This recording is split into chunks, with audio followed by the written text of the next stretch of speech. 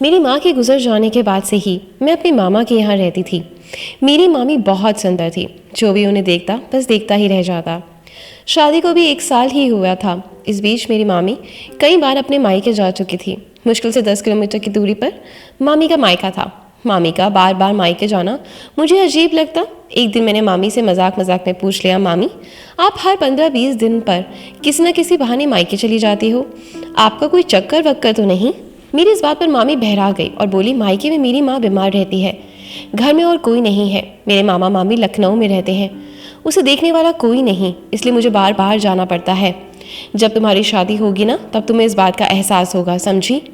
मैं मामी की बात को सच मान गई और मुंह से निकले शब्दों पर पछताने लगी। दिन भर मुझे लग रहा था कि मैंने इतनी अच्छी मामी का दिल दुखा दिया। इसलिए शाम होते होते मैं मामी के पास गई और उनसे माफ़ी मांग ली। अगले दिन मेरा एग्ज़ाम था। मैं सुबह जल्दी ही सेंटर पर पहुंच गई। वहाँ मुझे मामी के मायके की मेरी एक सहेली सुमन मिली। मैंने सुमन का फ़ोन नंबर लिया और उससे बोली कि अगली बार जब मेरी मामी मायके जाएंगी तब मैं उसे कॉल करूँगी। सुमन जो मेरी पक्की सहेली थी, तब मेरी जासूस बन चुकी थी। मेरी एग्ज़ाम ख़त्म हो गए थे। अब मैं घर से कहीं नहीं निकलती थी, घर में रहकर ही पढ़ाई करती और घर के कामों में मामी का हाथ बटाती। एक दिन सुबह उठी तो देखा मामी सर धजकर बिल्कुल तैयार है। मैंने उनसे पूछा तो उन्होंने बताया कि वाहपुर में उनकी माँ बीमार है, आज जा रही हैं, कल शाम तक वापस आ जाएंगी। कुछ देर में मामी घर से बाहर निकली और ऑटो वाले को रोककर उसमें बैठ गई। उनके जाते ही मैंने अपनी जासूस सुमन को फ़ोन लगाया और उसे उसकी ड्यूटी पर लगा दिया। सुमन मेरी मामी के मायके की रहने वाली थी और मामी के बिल्कुल पड़ोस में ही रहती थी। सुबह से शाम हो गई और इस बीच में लगातार सुमन से संपर्क में बनी हुई थी, लेकिन मामी अपने घर नहीं पहुंची थी। तब मैंने मामी के नंबर पर फ़ोन किया। मामी ने फ़ोन उठाया और बोली, क्या बात है निकिता, क्यों फ़ोन किया? घर में सब ठीक तो है ना? मैं बोली, सब ठीक है। आपकी माँ की तबीयत अब कैसी है मामी? मामी बोली, डॉक्टर के यहाँ लेकर गई थी, दवाइयाँ दी थी, फिलहाल माँ ठीक है, कल शाम तक मैं तुम्हारे पास आ जाऊँगी निकिता। मामी की मीठी मीठी बातें सुनकर मुझे ज़्यादा देर रहा नहीं गया। तब मैंने सीधा सवाल किया कि मामी तुम वाहपुर में अपने घर पर हो ही नहीं? मामी झट से बोली, निकिता तुमने भी हद पार करती हो, मैं और कहाँ जाऊँगी, बताओ तो। ठीक है मामी, अब अपना ख्याल रखना, कहकर मैंने फ़ोन काट दिया। मामी का फ़ोन करते ही मैंने सुमन को फिर से फ़ोन किया और बोली, सुमन तू पक्का मेरी मामी का घर जानती है ना, यह मुझे बेवकूफ़ बना रही है। सुमन ने कहा, निकिता मैं तुमसे झूठ क्यों बोलूँगी, तेरी मामी कौशल का घर मेरे घर के बगल में है, मैं बचपन से जानती हूँ उन्हें। तेरी मामी के पापा राजेश जज रहे हैं, पूरा वाहपुर जानता है उनका घर। सुमन का फ़ोन करने के बाद मैं और ज़्यादा बेचैन हो गई। मैंने सोचा कि मामा को फ़ोन लगाकर अभी मामी के मायके भेज दूँ, सब दूध का दूध और पानी का पानी हो जाएगा। लेकिन मुझे लगा कि अगर सुमन गलत साबित हुई तो मामी की नज़र में मैं हमेशा के लिए गिर जाऊंगी। रात 10 बजे मामा अपने काम से घर लौटे। मामी घर में रहती तो मामा को रात का खाना वही देती थी। मामी के ना रहते हुए मुझे ही खाना बनाना पड़ता था और घर वालों को देना पड़ता था। मामा ने आते ही मुझसे पूछा, निकिता मम्मी पापा को खाना खिला दिया तूने? तेरी मामी रहती है तो इन सब बातों का अच्छे से ख्याल रखती हैं। मैंने कहा, मम्मी पापा नहीं खाए हैं, अभी वो बोले कि शिवम आएगा तो एक साथ ही खाना खाएंगे, आप मम्मी पापा के कमरे में बैठो, मैं वहीं खाना लेकर आती हूँ। मामा पापा मम्मी के साथ खाना खाने बैठे। मैं गरम गरम रोटियां लाकर दे रही थी। इसी दौरान मैंने मामा से कहा, मामा मामी बड़ी सुंदर रोटियां बनाती हैं, लेकिन मेरे हाथों से हमेशा जल ही जाती है, आपकी बात हुई क्या मामी से? मामा बोले, तेरी मामी से अभी थोड़ी देर पहले बात हुई, मेरी सासू माँ बीमार है, आज दवा दिलाई है, वो कल शाम तक घर आ जाएगी। मैंने कहा, मामा ये कितनी गलत बात है ना, मामी की 4 भाई के होते हुए भी बूढ़ी माँ को गांव में अकेले छोड़ रखा है। अपनी बूढ़ी माँ की देखभाल करना उन लोगों का फर्ज बनता है कि नहीं? कब तक मामी परेशान होती रहेंगी? मामा ने कहा, निकिता तू कब से इतनी समझदार हो गई?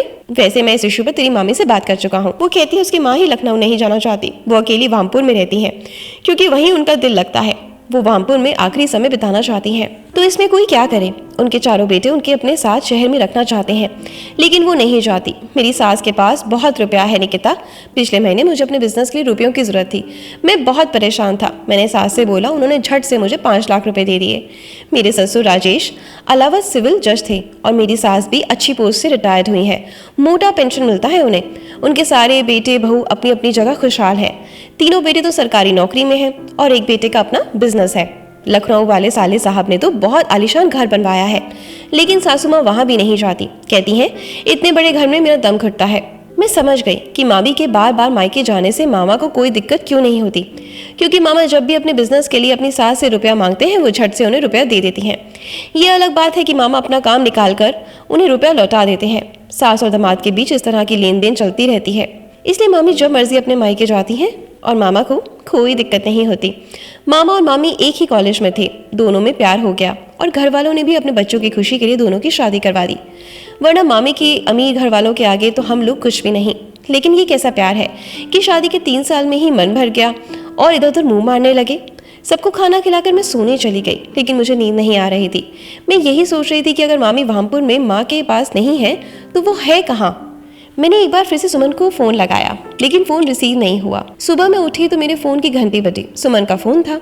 मैं उसे कुछ कहती कि वो बोल पड़ी, निकिता तेरी मामी अभी अभी ऑटो से उतरकर अपनी माँ के घर में आई हुई हैं। सुमन से ये खबर सुनकर मेरा शक यकीन में बदल गया।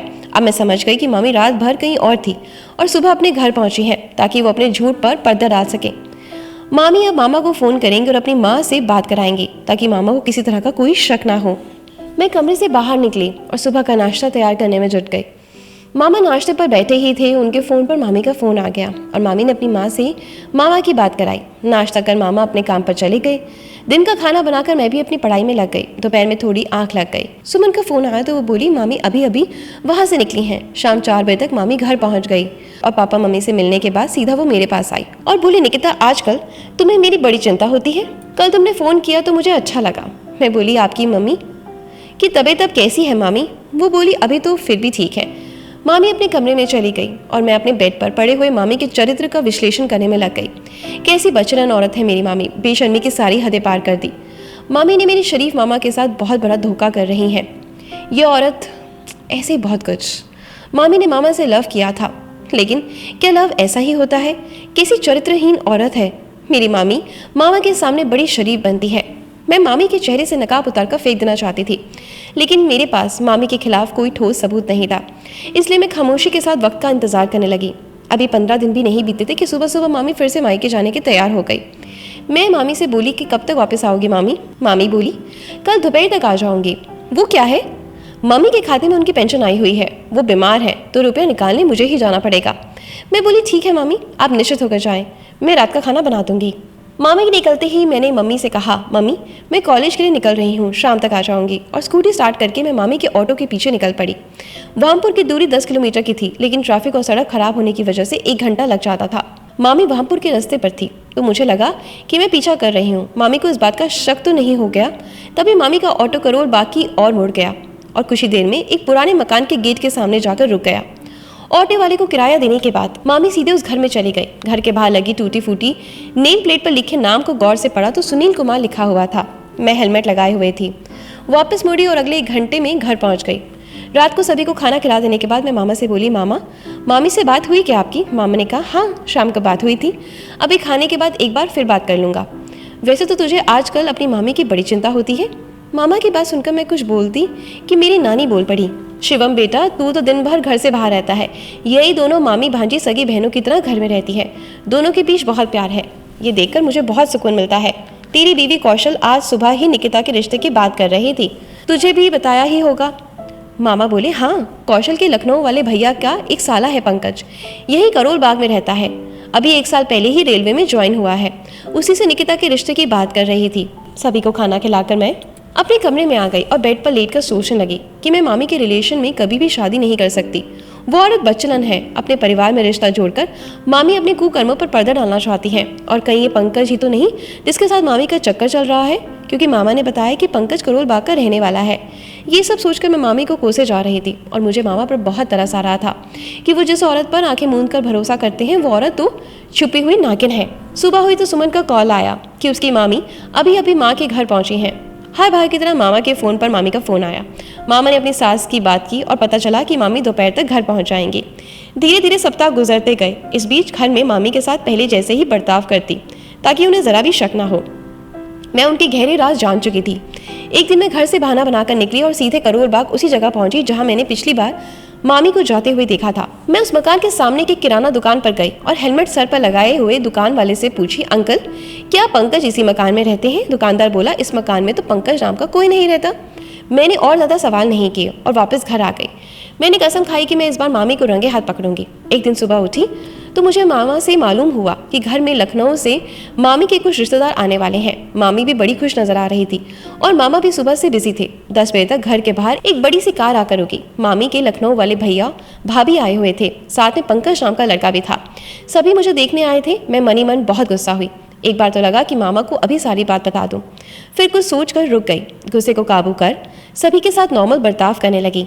आखिर शादी तो करनी नहीं थी, क्यों ना पंकज को थोड़ा और टटोल कर देखूं कि वो मेरे लिए यहाँ आया है या फिर मेरी मामी के साथ अपने नाजायज रिश्ते को एक नए रिश्ते का मोहर चढ़ाने जाता है। मैं पंकज के सामने बैठी। वो मुझे देखे जा रहा था, लेकिन मैं उसकी नज़रों को बर्दाश्त करने को मजबूर थी। अकेला होता तो मैं उसकी गिर जैसी आंखों को नोच लेती।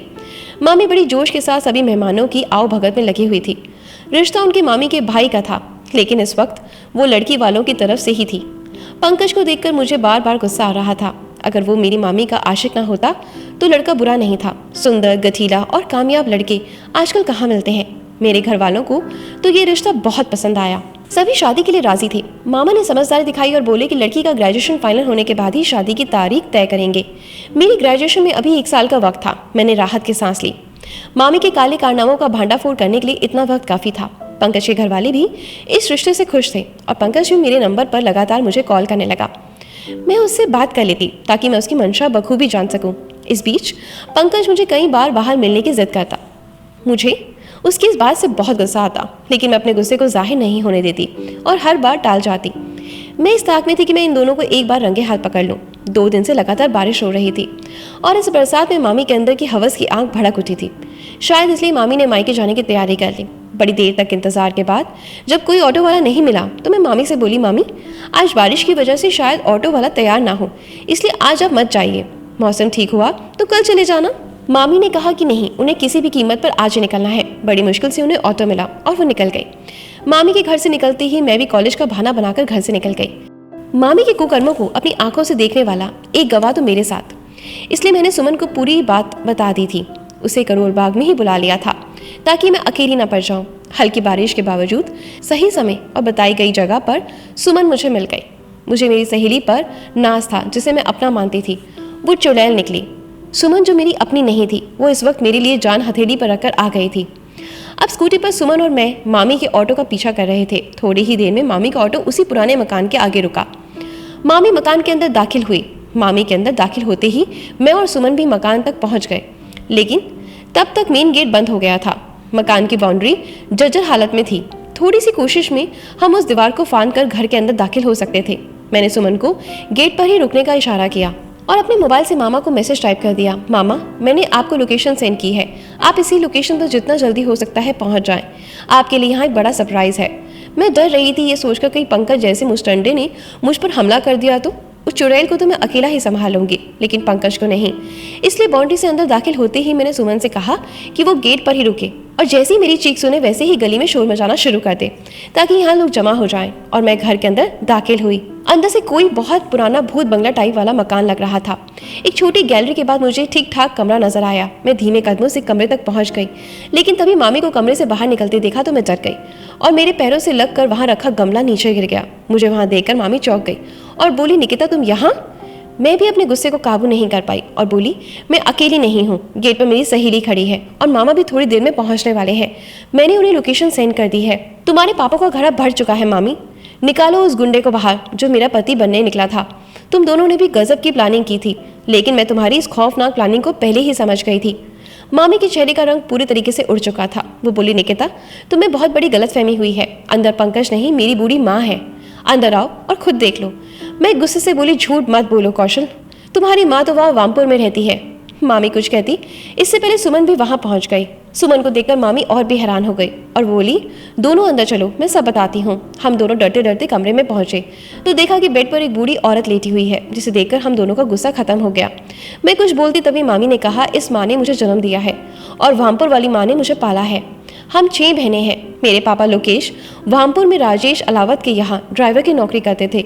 लोकेश के एक के बाद एक लड़के ही पैदा हो रहे थे और इधर मेरे पापा मम्मी की 5 लड़कियां हो गई थी। जब मेरी ये माँ छठी बार प्रेग्नेंट हुई तो लोकेश अंकल की बीवी यानी कि मेरी वामपुर वाली माँ ने मेरे पापा से कहा कि अगर इस बार भी उनकी बेटी हुई तो वो जन्म होते ही उस बच्ची को उनके हवाले कर देंगे। वामपुर में उस बच्ची की अच्छी परवरिश होगी। यही सोचकर मेरे माँ बाप राजी हो गए और मैंने जन्म के साथ ही मुझे वामपुर में राजेश अंकल के हवाले कर दिया। जैसे मेरे पापा ने सोचा था, मेरी परवरिश उससे भी अच्छे माहौल में हुई। 3 साल पहले जब तुम्हारे मामा से मेरी शादी हुई, तब तक मैं अपने अतीत के बारे में कुछ नहीं जानती थी। लेकिन 2 साल पहले मुझे पैदा करने वाले मेरे माँ बाप का देहांत हुआ। तब मुझे माँ ने बताया कि मेरी असली माँ वो नहीं है, वामपुर वाली। मेरी माँ इतनी महान औरत है कि वो अब तक मेरी इस माँ की देख रेख का पूरा खर्च उठाते आई हैं। एक परमानेंट मेड यहाँ ही माँ के साथ ही रहती है, जो बेटी की तरह मेरी माँ की देखभाल करती है। उस मेड के बच्चे बहुत ही अच्छे स्कूल में पढ़ते हैं, जिसका पूरा खर्च वामपुर वाली माँ उठाती है। 10-15 दिनों पर जब वो मेड अपने घर जाती है, तब माँ की देखभाल के लिए इसके पास मुझे आना पड़ता है। कई बार सोचा कि तुम्हारे भैया को सब कुछ बता दूं, लेकिन हिम्मत नहीं कर पाई और सोचा कि जब माँ का देहांत होगा तब बता दूंगी। थोड़ी देर में मामा भी लोकेशन पर पहुंच चुके थे और उन्हें पूरी बात की जानकारी मिल चुकी थी। मामा ने मामी को गले से लगा लिया। मामी ने मेरी इस गलती को माफ़ कर दिया और मामा को भी ये भनक नहीं लगने दी कि मामी का पीछा करते हुए उनके घर पहुंची थी। मैं मामी के घर ही बैठी थी, पंकज का कॉल आ गया। मैं फ़ोन लेकर बाहर निकल गई और बोली, हेलो पंकज, तुम कहाँ हो? पंकज बोला, मैं तो यहीं करोल बाग। तुमसे कहता हूँ ना कि स्कूटी से कभी इधर उधर मत जाया करो, लेकिन तुम्हारे पास तो मेरे लिए टाइम ही नहीं। मैं बोली, एड्रेस और लोकेशन सेंड करो, मैं अभी 5 मिनट में तुम्हारे फ्लैट पर पहुंच रही हूँ। करोल बाग में शाम तक रुक कर मामा घर चले गए। सुमन अपने घर फ़ोन कर करोल बाग में मामी के पास ही रुक गई और मैं मामी को बताकर पंकज के फ्लैट पर पहुंच गई। शक इंसान की बहुत बड़ी बुराई है। इस शक की वजह से ना जाने कितने घर उजड़ गए हैं। इसलिए सिर्फ शक के आधार पर किसी भी निर्णय तक पहुंचने से हमेशा बचना चाहिए। धन्यवाद दोस्तों।